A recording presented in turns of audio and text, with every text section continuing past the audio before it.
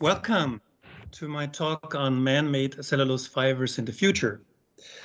Currently, the global market volume of those cellulose fibers is relatively modest. They account for approximately 6 to 7 million tons per year out of 110 million tons of textiles on a global scale. However, the future seems to be quite promising because mainly of two facts. The one is that people gradually prefer wearing cellulose-based textiles, so the per capita demand increases. It has been calculated that the increase is approximately 1.7 kilograms per year, and also that the cotton growth stagnates already since 15 to 20 years. Altogether, that gives a cellulose gap in 2030 of 14 million tons of cellulose. So there is quite a substantial opportunity for novel man-made cellulose fibers producers. There is another big problem associated with textile, namely that 73% of all textiles are basically landfilled or incinerated. Also there, man-made cellulose fiber techniques can contribute to decrease this number. And then, of course, also what is more and more aware that cotton, especially the cotton growth, accounts for a lot of environmental problems. For example, it accounts for 16% of the global insecticide releases, and it's also extremely water demanding. So just to give you an example, for the production of one pair of jeans, 1,000 liters of water are needed.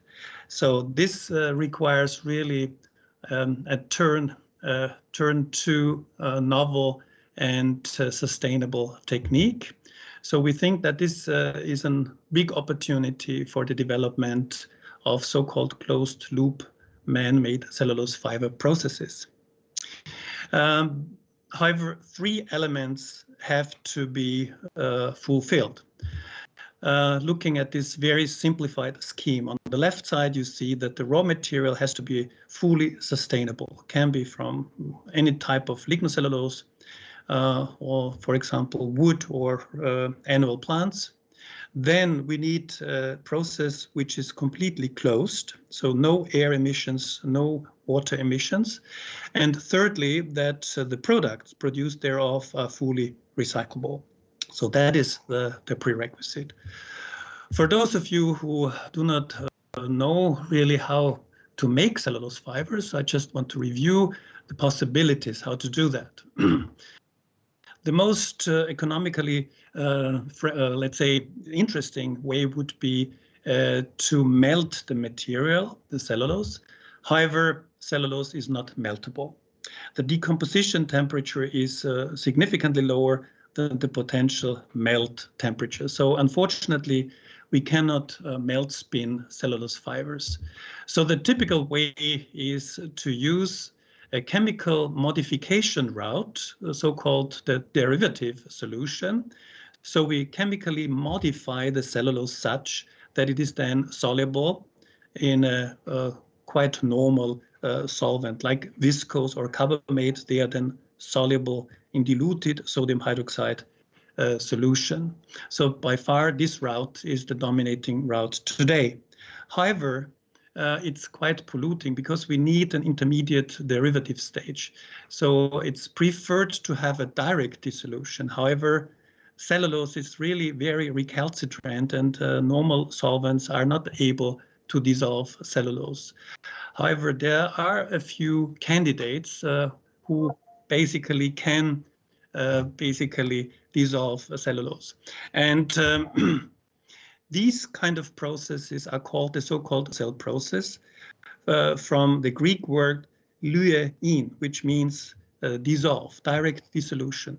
So it's not anymore a chemical process, it's a merely physical process. So we basically solvate the cellulose.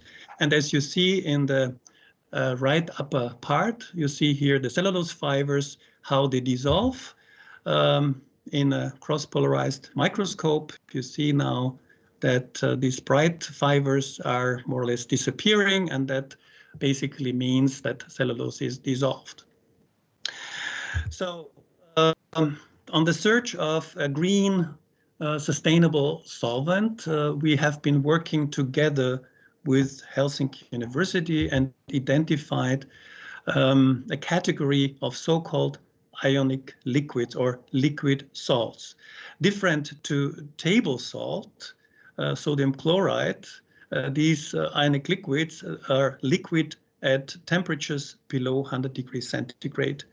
And we found a category of solvents which melt in the range between 60 and 80 degrees centigrade, and thereby form a nice solution with cellulose, which is spinnable. The process is very simple. It can be divided into three parts mainly. The upper part is the dissolution part. It's a key part, and consists also by filtration and deaeration. The second part, the middle part, is the spinning and stretching, and finally the regeneration and cutting, washing, drying, and baling. So very simple compared to the viscose process, for example. And then the solvent has to be quantitatively recycled, so to avoid any emissions. And as well, the product has to be recycled. We have basically two challenges to overcome. The first one is that we enable a so-called stable air gap spinning. What is that? You see this here in this small video sequence. You see here the filaments extruded through holes of a spinneret. And important is that this fluid, this is a fluid, what you see here, has viscoelastic properties, has enough elastic properties so that it can be stretched. And that is the second prerequisite, namely a high filament stretching, so that we obtain really strong fibers. That is really key. Otherwise, we would not succeed in the production of high value-added products. And this is actually what we gain out of it, so-called staple fibers, comparable to cotton lint fibers. Important is not only the mechanical properties, but also the textile mechanical properties, like that it is soft, that it has a good handle, and so forth. And that is also fulfilled there. I show you certain demo concepts, how this can be implemented into a business model. The most important is that we start from sustainable wood. The first part is the pulp production, then the ion cell fiber process, then the staple fiber, the yarn process, and finally the weaving, knitting, and final clothing production. The same applies also to the use of textile waste, also demonstrated on an example of worn out jeans, as you see here. Here we need a certain pretreatment to adjust the molecular length of the cellulose molecules so that we can then enter into the ion cell fiber process. That's the same process. Then we produce here the staple fibers, convert to yarn, and finally to the final fabric. I mentioned already that it's the absolutely key step that we find a solvent, which is not only a powerful solvent for cellulose, but also allows basically quantitative recycling. So we should be able to use it many times. And the principal concept is to separate the ionic liquid from the water. You see here the green part, this symbols the fiber line, and the red part basically characterizes the solvent recycling. The blue one symbols the water flow. So we basically first separate the solvent from water, and then we have to also purify a small fraction of the ion stand and way above commercial competitive fibers. So this was quite successful. And we have shown that even though we have a very small demo plant, a kind of bench scale spinning plant, we were able to produce a lot of demo products just to highlight the applicability of our process. You see here on the left side, that was our first dress together with Marimekko, and just recently we again produced the product together with Marimekko.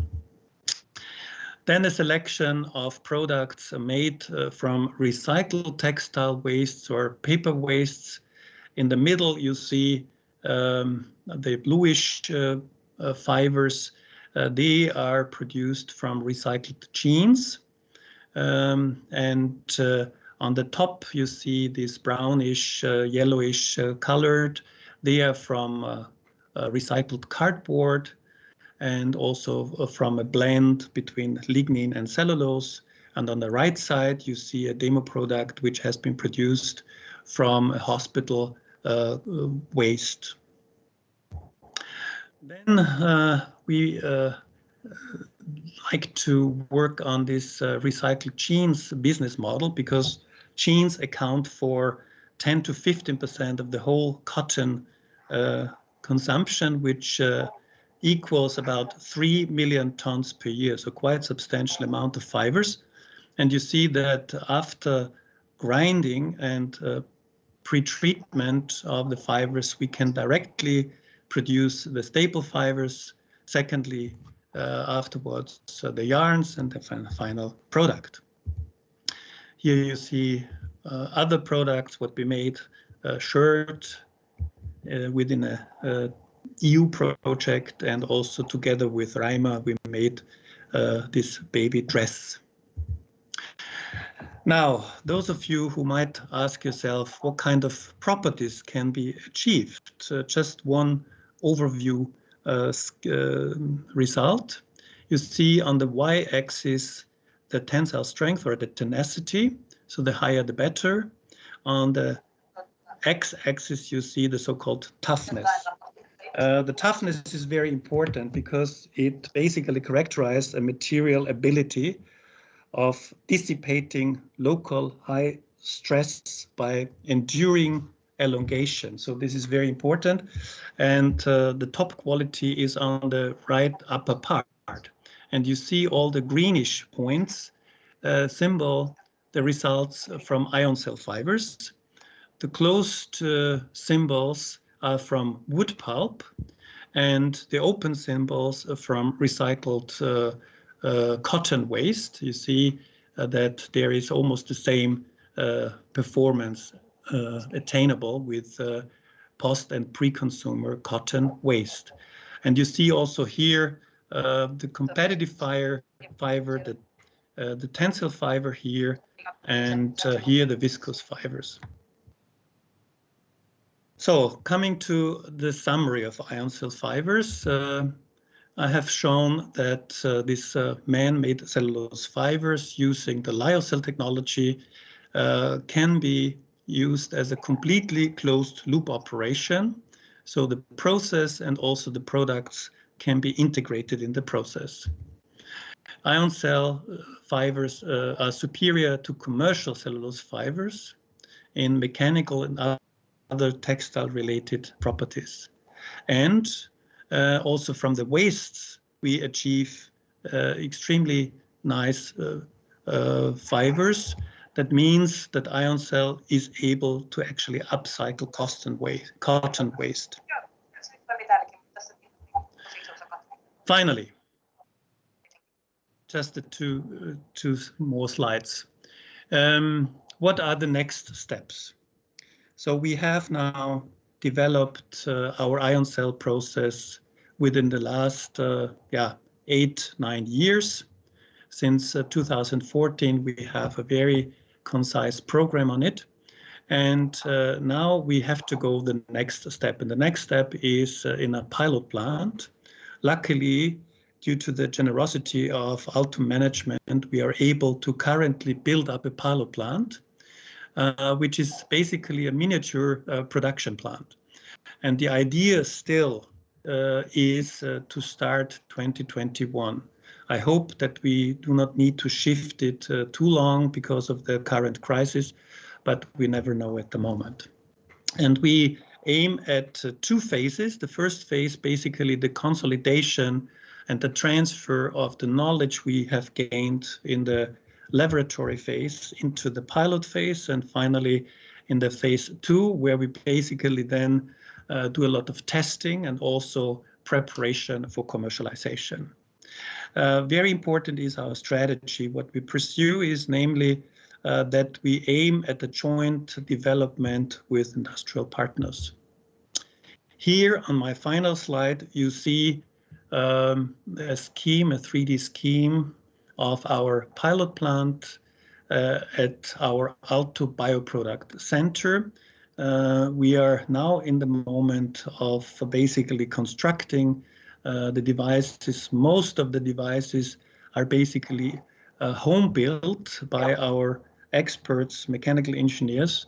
And the idea is to have a continuous fiber line with a closed loop solvent recycling together with an advanced process control. And the design capacity is approximately 1.5 kilograms per hour. So it's not a very big one, but still all the elements important for commercialization are available and can be tested. Ladies and gentlemen, it was my pleasure to give you this short update.